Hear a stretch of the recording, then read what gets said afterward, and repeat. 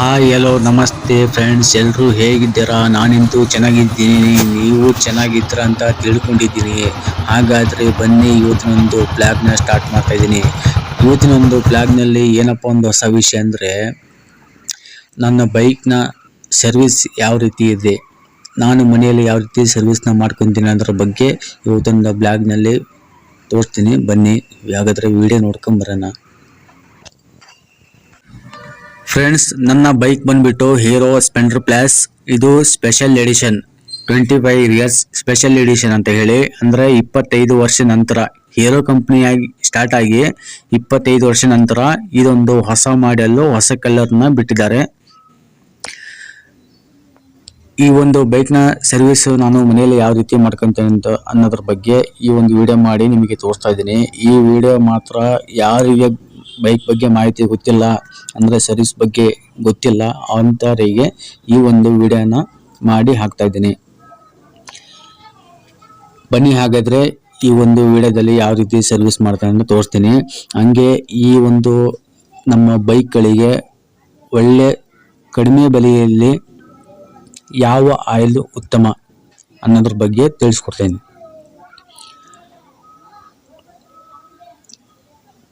ನೋಡಿ ಫ್ರೆಂಡ್ಸ್, ಇದು ನಾನು ಯಾವುದಕ್ಕೆ ಒಂದು ಹೇಳ್ತಾ ಇದ್ದೀನಿ ಅಂದರೆ,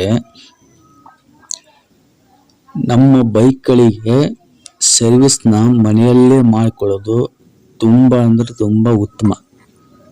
ಇದರಿಂದ ನಮಗೆ 150 ರೂಪಾಯಿಯಿಂದ 200 ರೂಪಾಯಿ ನಮಗೆ ಉಳಿತಾಯ ಆಗುತ್ತೆ. ಅದು ಹೇಗೆ ಅನ್ನೋದನ್ನ ತೋರಿಸ್ತೀನಿ, ನೋಡ್ಕೊತಾ ಇರಿ. ಮೊದಲಿಗೆ ನನ್ನ ಇಂಜಿನ್ನ ಒಳಗಿನ ನಟ್ನ ಬಿಚ್ಕೊತಾ ಇದ್ದೀನಿ. ಕೆಳಗಿನ ನಟ್ ಬಿಚ್ಚಿ ಆಮೇಲೆ ಹಳೆ ಆಯಿಲ್ನ ತೆಗೆದುಬಿಟ್ಟು ಹೊಸ ಆಯಿಲ್ನ ಹಾಕೋದು. ಇದು ಈ ನಟ್ ಬಿಚ್ಚೋದಕ್ಕೆ ನಮಗೆ ಒಂದು ಸ್ಪಾನರ್ ಬೇಕಾಗುತ್ತೆ. ಇದು 16-17 ಒಂದು ಸ್ಪಾನರ್ ಬೇಕಾಗುತ್ತೆ. ಅದು ಉಪಯೋಗಿಸ್ಬಿಟ್ಟು ನಾವೊಂದು ಇಂಜಿನ್ ಆಯಿಲ್ ಬಿಚ್ಚಿಬಿಟ್ಟು ಅದಕ್ಕೆ ಹೊಸ ಆಯಿಲ್ನ ಹಾಕುತ್ತಿರೋದು. ತುಂಬ ಜನಕ್ಕೆ ಇದ್ರ ಬಗ್ಗೆ ಗೊತ್ತಿದೆ ಅಂತ ಅನ್ಕೊಂಡಿದ್ದೀನಿ. ನಾನೇನು ಜಾಸ್ತಿ ಇಲ್ಲಿ ಎಕ್ಸ್ಪ್ಲೇನ್ ಮಾಡಕ್ಕೆ ಹೋಗಲ್ಲ. ಈಗ ನಾನು ಒಂದು ಹಾಕ್ತಾರೋ ಒಂದು ಆಯಿಲು ಶೆಲ್ ಆಯಿಲ್ ಅಂತ ಹೇಳ್ಬಿಟ್ಟು, ಇದು ಹೋಲ್ಸೇಲ್ ದರದಲ್ಲಿ 300 ರೂಪಾಯಿ ಒಳಗೆ ಸಿಗುತ್ತೆ. 260, 270, 280, ಒಟ್ಟು 300 ರೂಪಾಯಿ ಒಳಗೆ ಸಿಗುತ್ತೆ. ಈಗ ನಾ ತಗೊಂಡಿರೋ ಆಯಿಲು ಶೆಲ್ ಅಡ್ವಾನ್ಸ್ ಅಂತ ಹೇಳ್ಬಿಟ್ಟು, ಶೆಲ್ ಕಂಪನಿ ಒಳಗೆ ಅಡ್ವಾನ್ಸ್ ಅಂತ ಬರುತ್ತೆ. ಇದು ನನಗೆ 285 ರೂಪಾಯಿಗೆ ಹೋಲ್ಸೇಲ್ನಲ್ಲಿ ಸಿಗುತ್ತೆ. ಇದೇ ಆಯಿಲ್ ನಾವು ಗ್ಯಾರೇಜ್ನಲ್ಲಿ ಬೇರೆ ಕಡೆ ಯಾವ್ದಾರ ಲೋಕಲ್ ಅಂಗಡಿಯಲ್ಲಿ ಹಾಕ್ಸಕ್ಕೆ ಹೋದ್ರೆ ಅಂದರೆ ಅವರು ಎಲ್ಲ ಸೇರಿ A to Z 450 ರೂಪಾಯಿ ನಮಗೆ ಬಿಲ್ ಮಾಡಿ ಕಳಿಸ್ತಾರೆ. ಓಕೆನಾ ಫ್ರೆಂಡ್ಸ್? ಶೋರೂಮ್ನಲ್ಲಿ ಮಾಡಿಸೋದಕ್ಕಿಂತ ನಾವು ನಮ್ಮ ಮನೆಯಲ್ಲಿ ಮಾಡಿಕೊಳ್ಳೋದು ತುಂಬ ಉತ್ತಮ. ಯಾಕಂದರೆ ನಮಗೆ ದುಡ್ಡು ಉಳಿತಾಯ ಆಗುತ್ತೆ, ಹಾಗೆ ಟೈಮು ಪಿಕಪ್ ಆಗುತ್ತೆ. ಶೋರೂಮ್ನಲ್ಲಿ ಮಾಡ್ತಾರೆ, ಮಾಡಲ್ಲ ಅಂತಲ್ಲ, ಚೆನ್ನಾಗೇ ಮಾಡ್ತಾರೆ. ಅಂದರೆ ಯಾವ ಆಯಿಲ್ ಹಾಕ್ತಾರೆ ಏನಂತ ನಮಗೆ ಗೊತ್ತಾಗಲ್ಲ. ಅದು ಬ್ಯಾರೆಲ್ ಗಟ್ಟಲೆ ಆಯಿಲ್ ತಂದು ಹಾಕ್ತಾರೆ. ಆಮೇಲೆ ಟೈಮ್ ಭಾಳ ವ್ಯರ್ಥ ಆಗುತ್ತೆ. ಅಲ್ಲಿ ನಾವು ಎಲ್ಲ ಕೆಲಸ ಬಿಟ್ಟು ಅಲ್ಲಿ ಕಾಯಬೇಕಾಗುತ್ತೆ. ಓಕೆನಾ? ನೋಡಿ, ನಾನು ಎಲ್ಲ ಕ್ಲೀನ್ ಆಯ್ತು. ಈಗ ಈ ಆಯಿಲ್ ತೋರಿಸ್ತಾ ಇದ್ದೀನಿ ನಿಮಗೆ. ಒರಿಜಿನಲ್ ಆಯಿಲು ಈ ರೀತಿ ಇರುತ್ತೆ. White colour, pure white colour ಇರುತ್ತೆ. ಕೆಲವೊಂದು ಲೋಕಲ್ ಆಯಿಲು ಸ್ವಲ್ಪ ರೆಡ್ ಮಿಕ್ಸಲ್ಲಿ ಬರುತ್ತೆ.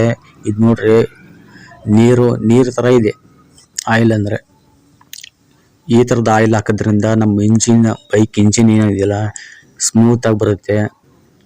ಇಂಜಿನಿಗೆ ಏನೂ ಎಫೆಕ್ಟ್ ಆಗಲ್ಲ. ಕೆಲವೊಂದು ಲೋಕಲ್ ಆಯಿಲ್ ಹಾಕ್ತಾರೆ ನಾವು, ಅದು 2600, 2800ಕ್ಕೆ ಚೇಂಜ್ ಮಾಡಿಸ್ಲೇಬೇಕಾಗತ್ತೆ. ಯಾವುದೇ ಆಯಿಲ್ ಹಾಕ್ಸಿದ್ರು ಮಿನಿಮಮ್ ಒಂದು 3000 ಕಿಲೋಮೀಟರ್ ಹೋದ್ಮೇಲೆ ಚೇಂಜ್ ಮಾಡಿಸ್ಲೇಬೇಕಾಗುತ್ತೆ.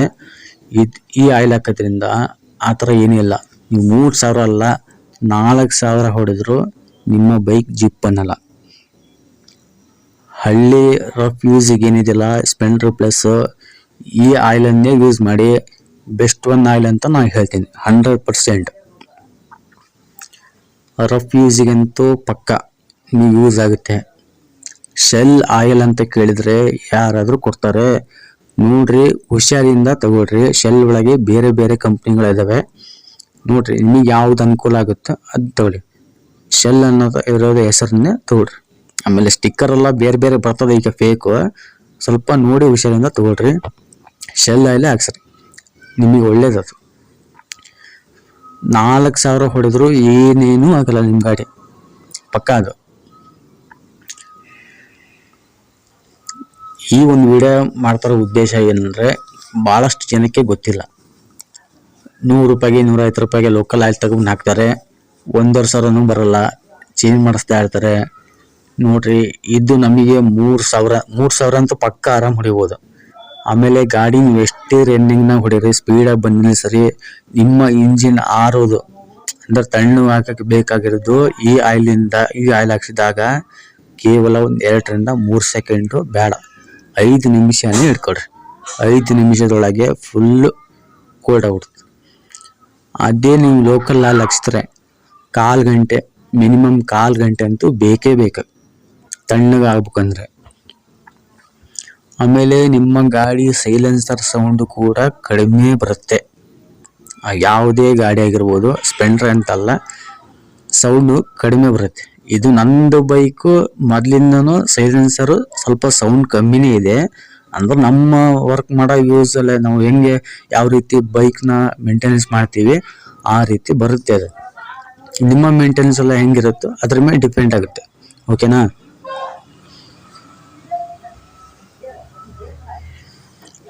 ಈಗ ನಾವು ಉಳಿದಿರೋ ಆಯಿಲ್ ಐತಲ್ಲ, ಅದನ್ನು ನನ್ನ ಗಾಡಿ ಸ್ವಲ್ಪ ಸ್ಕ್ರ್ಯಾಚ್ ಆಗಿದೆ, ಅಂದ್ರೆ ರಫ್ ಯೂಸ್ ಜಾಸ್ತಿ ಅಲ್ಲ, ಹಂಗಾಗಿ ಅದ್ರ ಮೇಲೆ ತಿತ್ತಾ ಇದ್ದೀನಿ.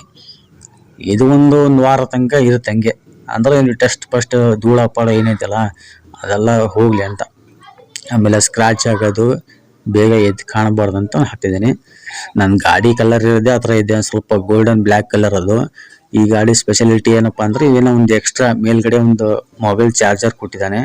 ಆಮೇಲೆ ವೀಲ್ ಬೇಸ್ ಎಲ್ಲ ಬ್ಲ್ಯಾಕ್ ಕಲರ್ನಲ್ಲಿ ಇದೆ, ಫುಲ್ ಬ್ಲ್ಯಾಕ್ ಎಲ್ಲ. ನೋಡಿ ಫ್ರೆಂಡ್ಸ್, ನಿಮಗೆ ಯಾವ್ದು ಅನುಕೂಲ ಆಗುತ್ತೋ ಅದು ಮಾಡಿ. ನಾ ಈ ಒಂದು ವಿಡಿಯೋ ಮಾಡ್ಬೇಕಂತ ಅನ್ಕೊಂಡಿದ್ದೆ. ನಮ್ಮ ಫ್ರೆಂಡ್ಸ್ ಎಲ್ಲ ಹೇಳ್ತಾ ಇದ್ರು ಬೈಕಿನ ಬಗ್ಗೆನೇ ಒಂದು ವಿಡಿಯೋ ಮಾಡಿ ಹಾಕು ಅಂತ ಹೇಳಿ. ಅದಕ್ಕೋಸ್ಕರ ಎಲ್ರಿಗೂ ಹೆಲ್ಪ್ ಆಗುತ್ತೆ ಅಂತ ಹೇಳಿ ಈ ಒಂದು ವಿಡಿಯೋ ಮಾಡಿ ಹಾಕಿದ್ದೆ. ನೋಡ್ರಿ, ಈ ವಿಡಿಯೋ ಬಗ್ಗೆ ನಿಮಗೆ ಅನಿಸಿಕೆ ಏನು ಅನಿಸುತ್ತೆ ಕಮೆಂಟ್ ಮೂಲಕ ಕಮೆಂಟ್ ಮಾಡಿ ಹಾಕಿ.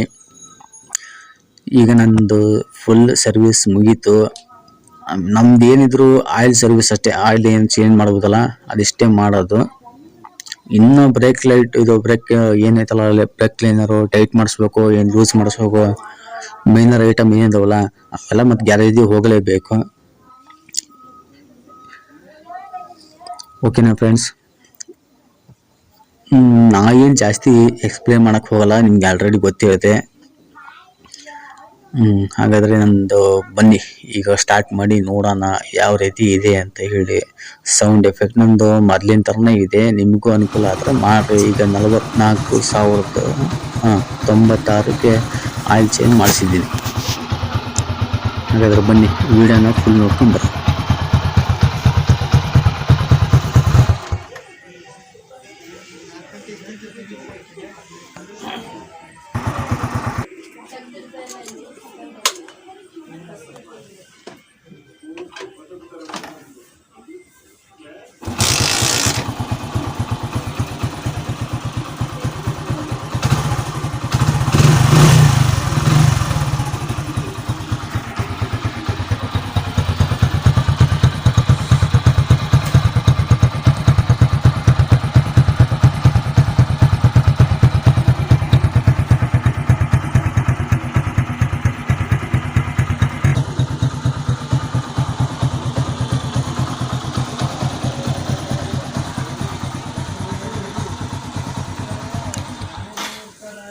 ನನ್ನ ವಿಡಿಯೋ ನಿಮಗೆ ಇಷ್ಟ ಆಗಿದ್ರೆ ಒಂದು ಲೈಕ್ ಮಾಡಿ, ಹಾಗೆ ನಿಮ್ಮ ಫ್ರೆಂಡ್ಸಿಗೆಲ್ಲ ಶೇರ್ ಮಾಡಿ.